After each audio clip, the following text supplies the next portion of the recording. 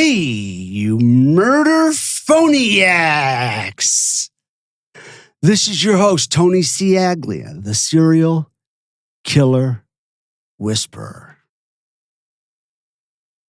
Welcome back to MurderPhone, everybody, where we dive deep into the minds of monsters and occasionally get stuck in the sewer system of their egos. And they all have egos. It's all part of the character buildup of a serial killer. No question. You know, they got to be assholes. Yeah. Uh-huh. Narcissistic on a different level. Anyways, today we open with a real treat. John Wayne Gacy. Self-proclaimed Renaissance man. Fuck that. Now, before we go any further into Gacy's tragic attempt at being the tortured artist he saw in his delusional little head, let me bring in the man, the myth, the legend, my co-host, my father, the one and only, the fucking Coxman. Oof. Yeah, that's right, everybody. You heard me. And you heard me right. He's just not here for moral support. Because when it comes to digging into these dark cases, nobody's sharper, colder, or more charming than this guy right here. The Coxman has survived marriage, fatherhood, and a front row seat to my brain injury. So believe me, nothing Gacy could ever say will faze him.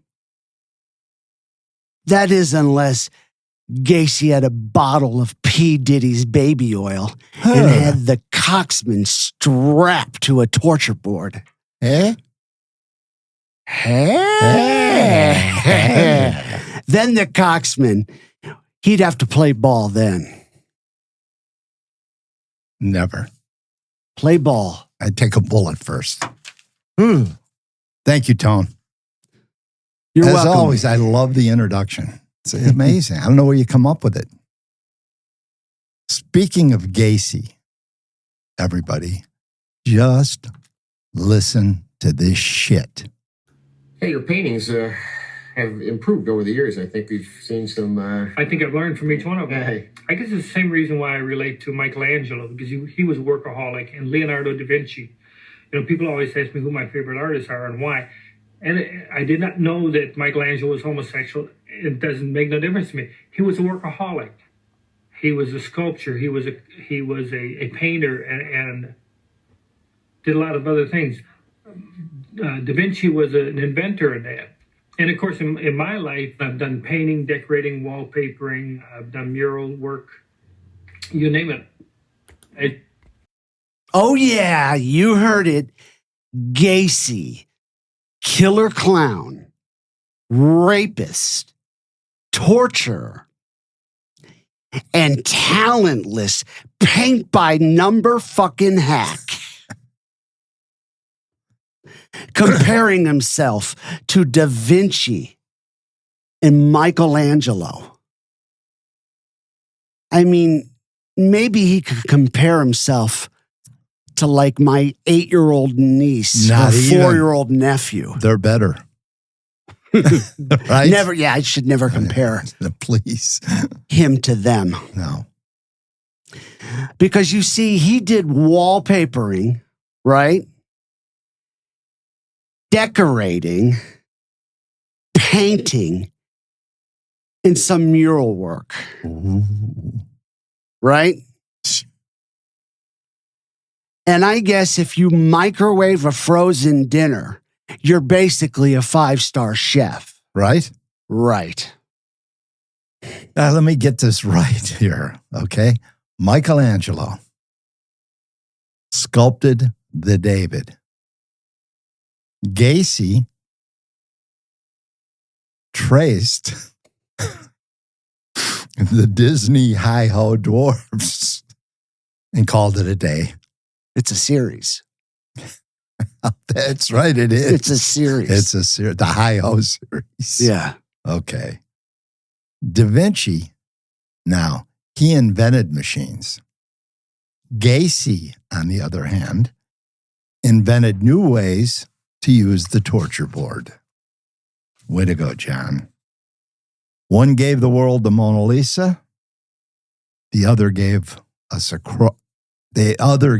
crawl space filled with 29 bodies. Oh, and let's not forget, Michelangelo was gay. So naturally, Gacy felt a connection, like some kind of kinship, right? Wait a second, though. I'm not gay. I'm bisexual. Newsflash, Johnny boy. Being a closeted homicidal predator doesn't make you a tortured genius. It just makes you a twisted piece of shit with a paintbrush. So sit back, murder phoniacs, because today we're not just talking about the bodies Gacy buried. We're unearthing the delusions he built around himself.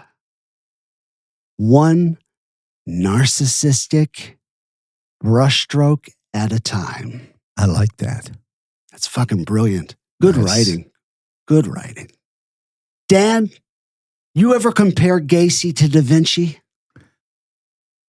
Only when I'm flushing the toilet. Look, I compare Gacy to many things. Da Vinci isn't one of them, okay? I hear you. And I made myself a little note that I wanted to read. Yeah? Yeah, just think thousands of people walk through the Sistine Chapel every single fucking day and admire the works of Michelangelo.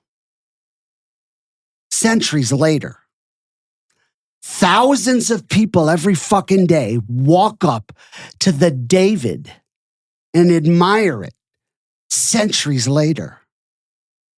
So you tell me, oh yeah, you know where I'm going with this. Hundreds of years from now, we're talking centuries down the road.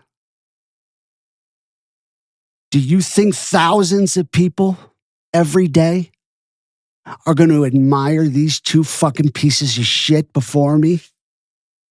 I don't think so. Not for 1 second. You know what, though? Gacy, though, he probably thinks that in his fucked up head. He probably did. Personally, I think they belong in a landfill. A landfill. That's what I like. You know, someday I'm going to set fire to all this shit that I have. You are, aren't you? Yeah. You've said that, wait till we're done with the podcast, whenever that happens. And then fire by Tony. Exactly. Just like I'd like to do. I wish they would have done the Gacy. You did say that, didn't you? Instead of putting him to sleep, But put wait him a in the minute. trunk. Wait a minute. Come on. Come on. Hold it up. Sistine Chapel, Hi-Ho Series, or Ebony Seas. Yeah. Look at the waves, everybody. Oh, my God. Yes. And on the back, it says, "This one's for you. And it's not Diamond Dew.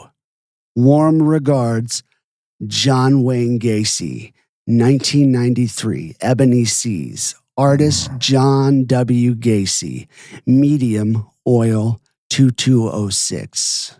Oh, he was even numbering them. I know. Fucking asshole. This one says, "Hi-Ho Around the Campfire. 92, John W. Gacy." And it's got a number, 2023-46. Oil, it says on here. This is an oil painting. Mm-hmm. This is too. He fucking traced these dwarfs. Traced them. Similar to the Sistine. Chapel? Yeah. Yeah. Enough of this jagoff, right? As far as his artwork. But we thought everybody could use a laugh. Right, Tone? Exactly. You know, they say evil doesn't kill. Sometimes it employs you. At PDM Contractors, John Wayne Gacy wasn't just writing checks, he was hunting prey. Much of his workforce, teenagers, high schoolers, kids just trying to make a few bucks painting walls and patching drywall. Gacy would dangle keys like bait. "Do you need my car? You want to use my car? You need a loan, maybe? How bad do you want that promotion? Huh? How bad?" As he's unzipping his fly.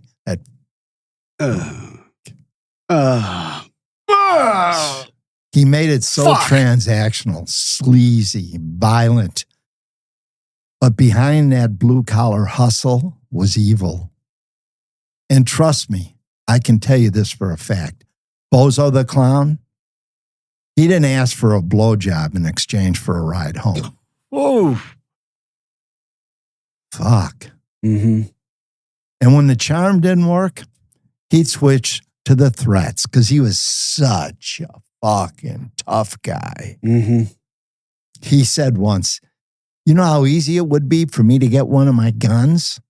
Huh? I can get one of my guns and kill you? How easy it would be to make you disappear?" The kid laughed, thought it was a joke. But fucking Gacy, he wasn't joking. You know, some of these boys, they walked face first into the devil's den. And somehow, some of them got out before the door locked behind them. One of them, I'll call him Mark. He was 17, he was broke, and just needed a damn job. Gacy hired him on the spot, said, "Hey, you got a nice build." Stop. Fucking stop now. What? You believe that? Oh, shit. I mean, I could see if you walk into a gay bar. You're right. That'd be appropriate. Like, "Oh, baby, you got a nice build." And you got to remember, his office was in his house, the killing house. Oh, you got a nice build there. Fuck. That's when I turn and run, you know? Well, this guy was smart. Uh-huh. Mark's first red flag. The boss was too friendly like, just like a sleazy uncle at a Thanksgiving dinner friendly. Offered him a beer 5 minutes after hiring him. Then he offered him a private job. Later that week, all he had to do was come by the house alone after dark. Mark didn't go. He said something felt off. That was it, just a gut feeling. He ghosted the job, and Mark never went back. You know what that gut feeling was? It was survival. It was whatever angel, ghost, or dead relative was screaming at him from the other side. Don't go through that door, because you ain't ever coming out. Mark said, He told me I could make you rich. You just need to trust me. That's when I knew I needed to get the hell out. Okay, another guy that got lucky, but he went through hell. We call this the trip to hell. In 1973, one unfortunate employee, we'll call this guy Rick, found himself on an all-expenses-paid trip to Florida with his boss, Gacy. The reason, the big boss, Gacy, was going to check out some property to buy. Rick was excited, a little naive, but excited. He thought he was moving up in the company. Oh, he was moving up all right. Yeah, right. He even told his mom, the boss is taking me on a trip. Fuck.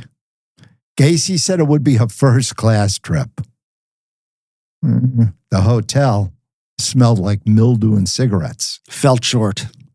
Just a little bit. He fell short of the promise. Yeah, probably was first class to Gacy, the wife swapper. Anyway, Gacy kept looking at this kid, Rick. He kept looking at him like he was a prime steak. Oh. Not a student, a steak. Did you say steak? A steak. Please. Makes me sick. Then he got up and he locked the door. And he violently raped Rick. And he threatened him. You know, the usual threats. You say something, they won't believe you, and I'll kill you, and whatever else a fat clown said. Rick said that Gacy took something from him that night, and he was never the same again. But when he returned back to Chicago, Rick was not going to let it slide. He stormed up to Gacy's house, and he caught him outside his palatial estate, and he beat the living fucking shit out of him right in his front yard, right in front of his moronic wife, right in front of the neighbors. Mr. Helper was getting his ass kicked. Rick said, I wanted him to feel what I felt. Powerless. Of course, Gacy lied and told his wife I was mad because he didn't pay me because of a bad paint job. A bad paint job? Yeah. The lie of the century. Yeah. You know, tell the truth, John. To that numbskull fucking idiot moron of a wife you have. Tell her you like fucking cock, John. Tell her you like to lick and fuck young boys' fucking asses, John. Sorry. That's okay. Oh. She probably already knew that. That's what's so disgusting. She probably knew. And just went along with it? Went along with it. Uh-huh. Because It's rent-free. Rent-free. Fucking. Fuck. He lied to her. This is Rick again. But that was fine because deep down, he knew I wasn't afraid anymore. And that was my survival. Now I'm going to go to my favorite.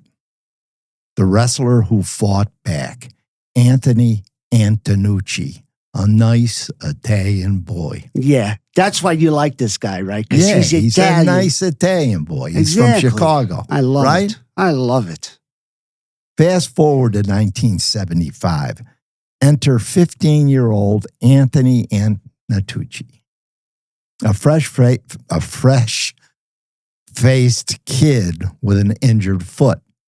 Gacy saw an opportunity. Of course he did. Mm-hmm. The kid's injured. He showed up at Antonucci's home with a bottle of wine and a plan. Which is weird. Very weird. Why is he bringing a fucking bottle of wine over to the 15-year-old kid's house? 15. Said they could watch a movie. Said it'd be funny. It wasn't. It wasn't. It wasn't. It was a smut film featuring sodomy. Hold on. Hold on. There's that word again. Sodomy. Sodomy. Come on. It's almost the last episode. You got to explain to our viewers what sodomy is. Stop. They know. Didn't you explain last time? I think you did. In a fit of rage. I did in a fit of rage? Said it. Yeah. You done? Yes. All right. I can't get you to explain it. I understand. Okay. All right. Okay, folks. I'll take my loss with dignity. You like this? This is Gacy's way of bonding. Sodomy? Well, showing a movie, showing this kid a smut movie. He's 15. With sodomy in it. He's 15 with a bad foot, and here he comes with some wine. Let's get him a little drunked up, show him some sodomy, just like he used to talk about. You know, we watched a stag film, and just before I knew it, he was sucking my dick. And what could I do? I had to do the same thing. I mean, it just happened. Of course, we were hot. Because that's what you do. Well, yeah. When you're watching a porno, like with your friend, which is kind of weird to begin with, you know? Gacy. He starts sucking my dick, and then all of a sudden I find myself sucking his dick. Jeez. All right. Back to this. Gosh. Suddenly, while he's bonding, Gacy attacks this kid. He wrestled Antonucci to the ground, snapping handcuffs on his wrists. Anthony realized then that Gacy had waited till his foot was messed up and knew he couldn't fight like usual. But he still had fight in him. Of course he did. He did. He's fucking Italian. Of course he had fight in him. Gacy was a little stronger, this fat little fucking pudgy piece of shit, but the kid's only 15. He was a little stronger than Anthony thought, but Gacy made a mistake. One cuff was still loose, and that saved Anthony's life. When the killer, fat boy fucking piece of shit Gacy, stepped out of the room for a minute, Antonucci freed himself. And when Gacy returned, the teenager struck. He's a high school wrestler, bad foot and all. Antonucci flipped the fucking script. Yeah. Literally. Let me interrupt you really quick. Yeah. I don't care. I mean, Gacy is a fucking pussy. That's all there is to it, a fucking pussy. That. I don't care if I'm up against some 15-year-old who wrestles in junior high school. I'm going to whip his fucking ass. All right. Kick him in the nuts. Exactly. It's exactly what's going to happen. It's like Gacy's a fucking little twat. He is. Yeah. And this kid wasn't. He's Italian. I forgot he's Italian. I mean, look at Rocky Balboa. He was Italian, right? Yeah. He never fucking lost. So, okay, he's a high school wrestler. And he flipped the script, literally. He wrestled the fat-ass clown down, turned the key, and locked Gacy in the cuffs. And how would you have loved to have seen that? How would you like to have been a fly on the wall for that? Gacy's mood shifted like the flick of a switch. Hey, kid, he said suddenly, all smiles.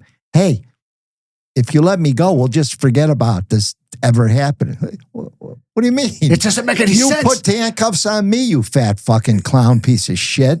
Yes. Right? Makes no sense. The grifter came out then. It came out. Come on, kid. Come on, kid.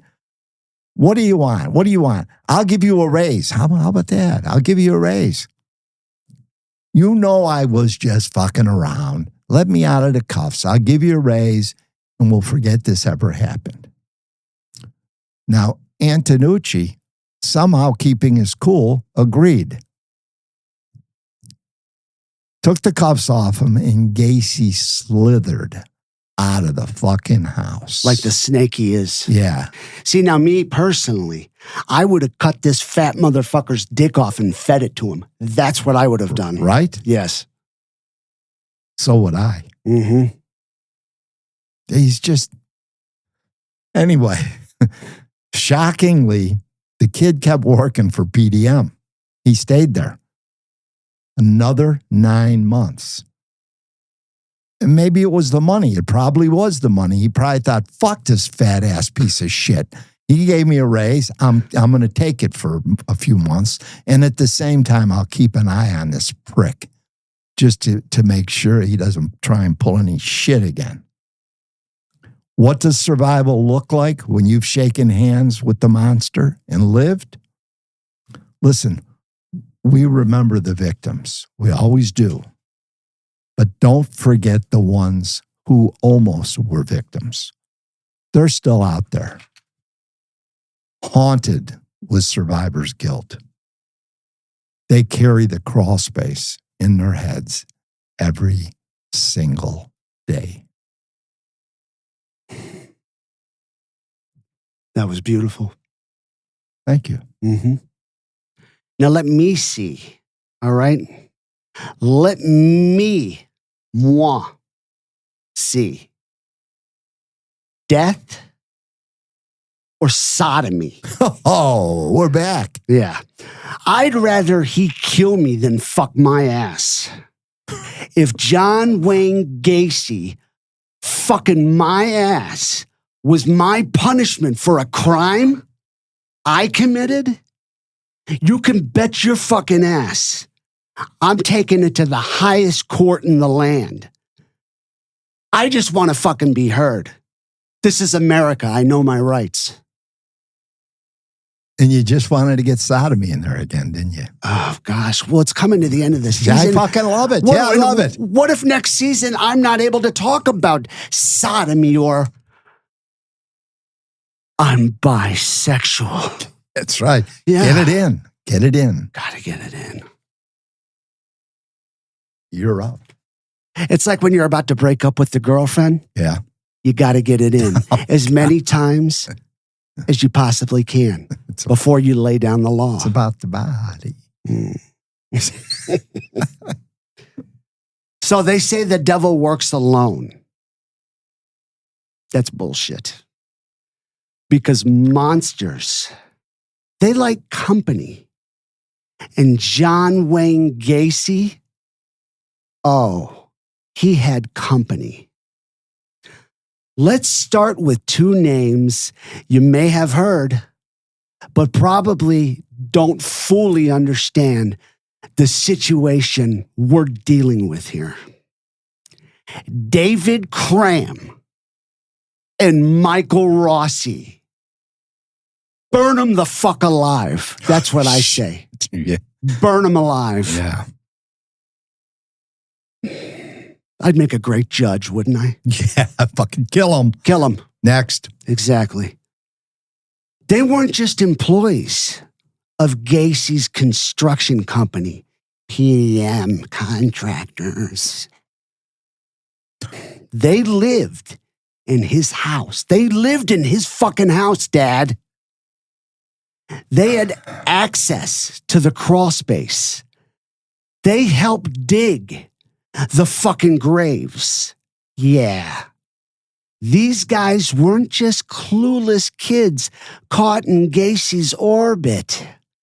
They were in the house when boys went in and never came out. On July 26, 1976, Gacy picked up an 18-year-old hitchhiker named David Cram. Fucking burn him alive. And offered him a job. Within weeks, Cram was living in Gacy's house. Seemed like a good gig. Until one night, when the drinks were flowing and Gacy, dressed as Patches the Clown, convinced Cram to try on a pair of handcuffs. Just for fun, Gacy grinned with that fucking creepy sideways smile he had. Here is Cram's description of that night. I know you've heard it before, but you gotta hear it again, straight from Cram's mouth. He would lay out the trench. All right, this is where you dig, this is where you dig. Don't vary from the path. There was also comments about the time factor. He'd come down, see how I was doing. How's it going? Are we done yet? You done being down there? Cram also rented the spare bedroom in his boss's house. He returned home one night and found Gacy drunk and dressed in his clown costume. Gacy invited Cram to join him for a drink. The men had a few Mai Tais, then Gacy tricked Cram into the handcuffs. And he's laughing, ha ha ha, just like a little kid. And again, I'm standing there looking at a clown in a clown suit, laughing at me because I'm locked up. And he's like, poke me. Does it bother you? Huh? Does that bother you? Huh? So I told him, I said, if you don't take these off, I'm going to kick your ass. The teenager then saw a side of his boss that few ever lived to tell about. It was just like a light switch went off in the middle of a conversation, in the middle of a sentence, in the middle of a thought. He just starts growling like a mad dog. Gacy lunged at Cram and swung him around the room, shouting, "I'm going to rape you." Despite the handcuffs, Cram was able to push Gacy to the ground. He somehow managed to grab the key and escape to his room. But Gacy wasn't done. A month later, he tried again with the same result. Cram actually quit. He quit his job, after this second strange encounter with Gacy. And then guess what? Cram, oh yes, Cram, burn him the fuck alive, returned to Gacy's house to live. Yes, to live. Who the hell goes back to a house that smells like death and feels like hell? That's either fear or complicity. Cram, burn him the fuck alive, testified against Gacy, but was never charged with any crimes. How the fuck did that happen? Yeah. How did that happen? In 2001, David Cram killed himself. But he didn't burn himself alive, I bet. No. No, he killed himself. Yeah. Whatever. Or did he kill himself? Maybe he knew too much. Maybe he was at a Diddy party. At the time of his death, he was reportedly writing a memoir. I bet that was fucking really good. Yeah, a tell-all. A little project that never surfaced. He was a witness, a co-conspirator, a potential whistleblower. If he talked, he could tie everything together in one nice, neat, horrific little package. I personally, and you know me, I like to personally give my personal opinion on this show. I'm not buying the fucking suicide story. And there were a lot of people who wanted him dead. At the top of this list is Gacy's other accomplice, Mike Rossi. Burn that motherfucker alive. Rossi had charm, confidence, a slick talker. Of course he did. He's Italian, right? Right. Yeah. The kind of kid who probably got free stuff just for smiling. Gacy loved him. And just like Cram, Rossi lived at the murder house on Summerdale. That's weird. Very. Mm-hmm. He drove Johnny Bukovic's car, and he had John Zick's car. Both boys murdered and found in Gacy's crawl space. Rossi eventually testified against Gacy at his trial. He told stories about digging trenches in the crawl space, thinking it was all just, home renovation bullshit. Now, let me tell you something. If you're living in a house that smells like death, you're digging holes that line up with where bodies are later found. You're driving around in the fucking victims' cars. Do you really not know what's going on? Or did you just decide to look the other way? Like his fucking moron wife, Carol. Fucking idiot. Yeah. So why wasn't he charged? Simple. The state needed him as a witness. And once Gacy went down, nobody wanted to dig deeper. As for Michael Rossi, burn the motherfucker alive. He vanished from public eye. Maybe changed his name. But he's still alive. Still out there. So the question that is always asked is, did Rossi and Cram know what was happening? Or were they just so deep in it, so close to the monster, that they learned to stop looking down into that crawl space?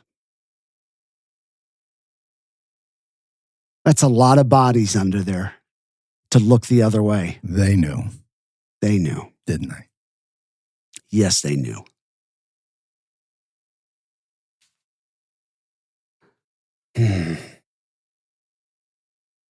Okay, enough of these two assholes.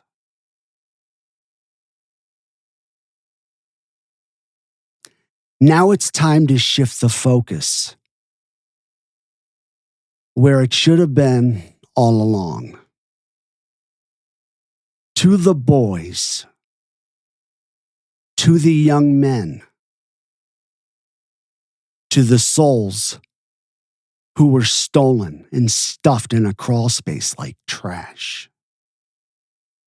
If you're watching this on YouTube, you're about to see their faces, frozen in time.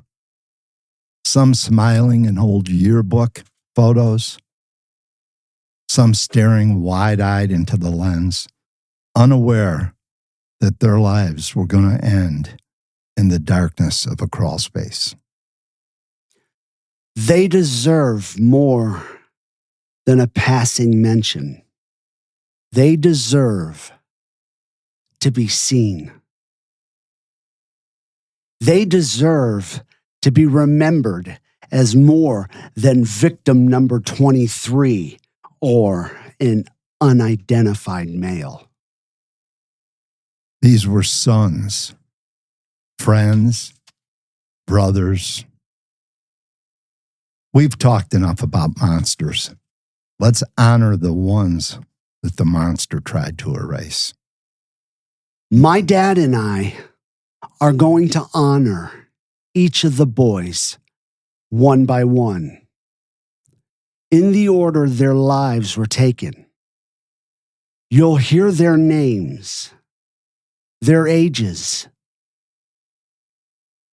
and the moment they were called home to God. Timothy Jack McCoy, 16, January 3rd, 1972. Johnny Bukovich, 18, July 31st, 1975. Daryl Julius Sampson, 18, April 6, 1976. Randall Wayne Reffitt, 15, May 4th, 1976. Samuel G. Stapleton, 14, May 14, 1976. Michael Bonin, 17, June 3rd, 1976. William Huey Carroll Jr., 16, June 13, 1976. James Byron Heckerson, 16, August 5th, 1976. Rick Lewis Johnson, 17, August 6th, 1976. Kenneth Ray Parker, 16, October 24th, 1976. Mike M. Marino, 14, October 24th, 1976. William George Bundy, 19, October 26th, 1976. Francis Wayne Alexander, 21, December 1st, 1976. Gregory John Godzik, 17, December 12th, 1976. John Allen Zick, 19, January 20th, 1977. John Stephen Prestige, 20, March 15th, 1977. Matthew Walter Bowman, 19, July 5th, 1977. Robert Edward Gilroy Jr., 18, September 15th, 1977. John Anthony Mowry, 19, September 25th, 1977. Russell Lloyd Nelson, 21, October 17th, 1977. Robert David Wentz, 16, November 10th, 1977. Tommy Joseph Bowling, 20, November 18th, 1977. David Paul Talsma, 19, December 9th, 1977. William Wayne Kindred, 19, March 16th, 1978. Timothy David O'Rourke, 20, June 16th, 1978. James Mazzara, 20, November 24th, 1978. Robert Jerome Peast, 15, December 11th, 1978. 5 victims remain unidentified, referred to as Body 28, Body 26, Body 13, Body 21, Body 10. All 5 have had DNA profiles obtained and now are part of an ongoing effort using genetic genealogy to identify. God bless these boys, and may their souls rest in peace. Please join us as we say the Lord's Prayer. Our Father, who art in heaven, hallowed be thy name. Thy kingdom come, thy will be done, on earth as it is in heaven. Give us this day our daily bread, and forgive us our trespasses, as we forgive those who trespass against us. And lead us not into temptation, and deliver us from evil. Amen. Amen. Now, as the title of this episode makes clear, justice has arrived. Yes! As employees, accomplices, justice.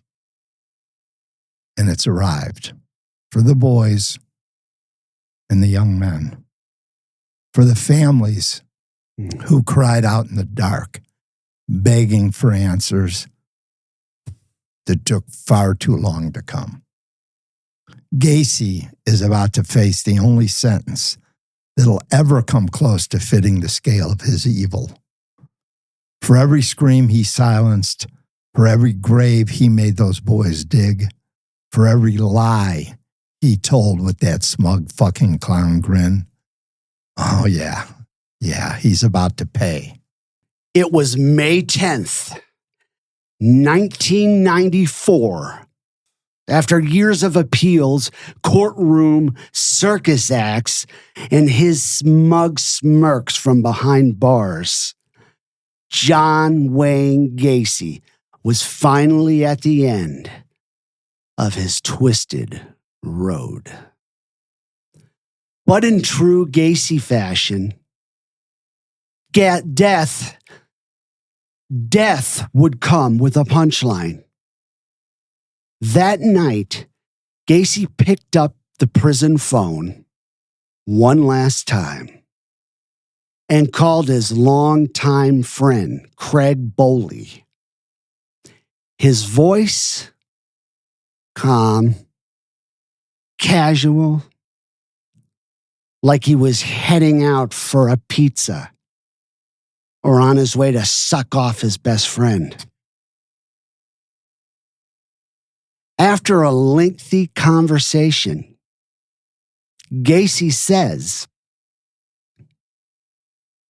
"Okay, my ride is here. Gotta go." Just like that, he hung up and walked straight into history's most overdue appointment. And I love that. Overdue appointment. So do I. Yeah. That ride was his escort to the execution chamber.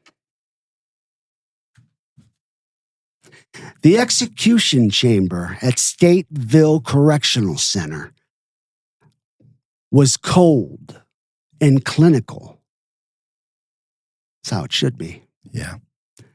They led him into a sterile room laid his fat ass on a padded gurney, strapped him down. He didn't flinch, didn't confess, didn't apologize. Well, it's not like we expected that from good old John. Right. Uh-huh. He was arrogant to the end. No surprise. Gacy's final words: "Kiss my ass." They stuck the needles in his arm and flipped the switch on the lethal injection machine. Oh, there were problems. Yeah, the machine malfunctioned. Yeah. And now, this motherfucker, he felt pain.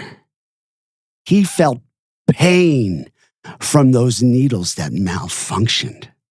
The chemicals clotted. The IV's lines jammed.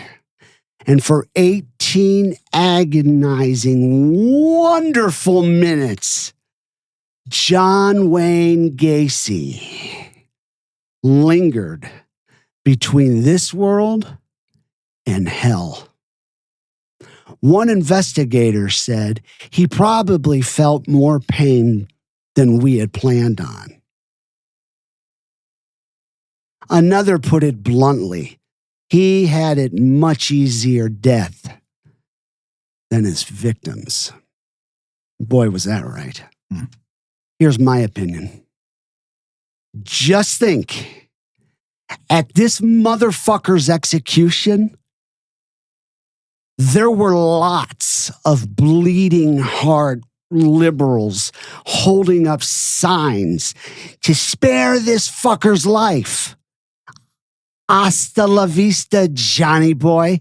Straight to the fucking lake of fire you're going. I wish a couple of those assholes holding up signs to spare your fucking life would go with you. Perhaps if one of their kids was ass raped, then choked to death and buried under this fat fuck's house, they might join the parade to put this cocksucker to sleep. People fucking baffle me, Coxman. Me too. I can't figure them out. I guess I don't want to really figure them out because that will put me on their level. And I like to hold myself to a higher standard. And you should. Mm-hmm. Well said.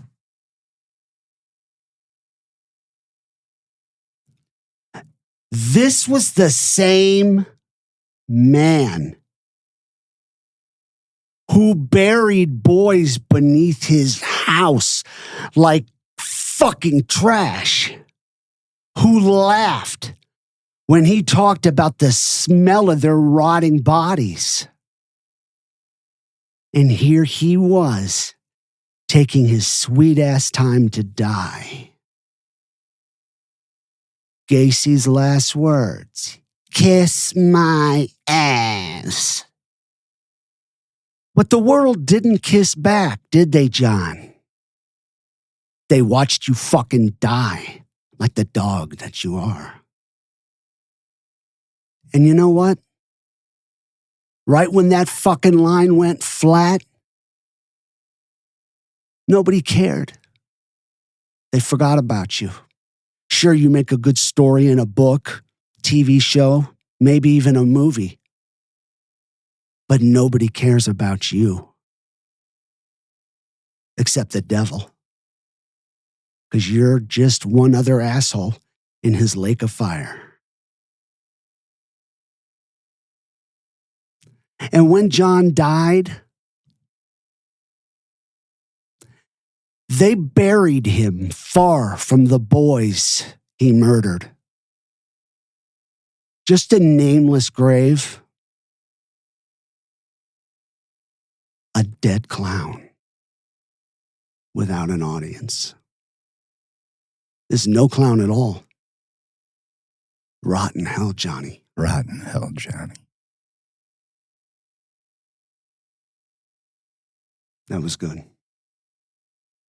You know? Yeah. Well, you guys, that's a wrap for today. Thank you, Dad. You did a wonderful job as always. Can you tell them a little bit about next episode? Now that this fucking clown is dead. I'm just blown away, man. You always say to me, oh, that was something. You were something.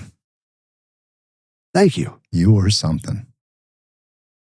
I mean, I love you. That was awesome. Hey.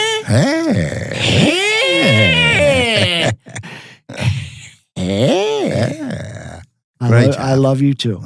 Great Thank job. you. Thank you. You too. Okay, guys, Gacy may be gone, but the network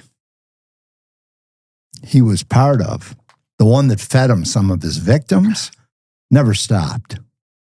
And its fingerprints are still smeared across decades of American evil. It makes me sick. You just think. It makes me sick. Mm-hmm. In the shadows. You kill one clown,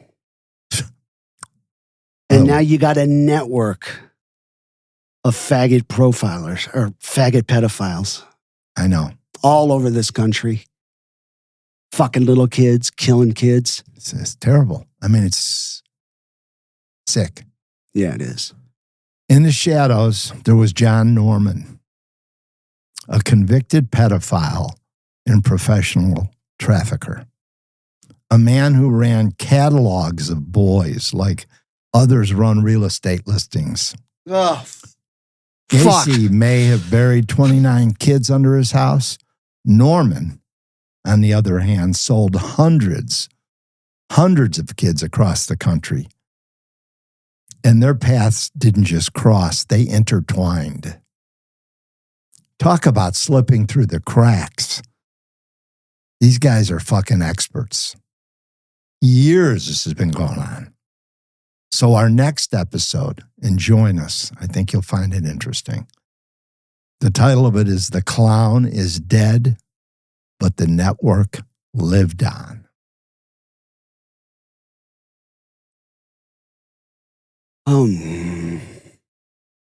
It's hard to talk really after just envisioning a network. Yeah. And everybody knows it's out there. You know? Yeah. We didn't for a long time. Mm-hmm.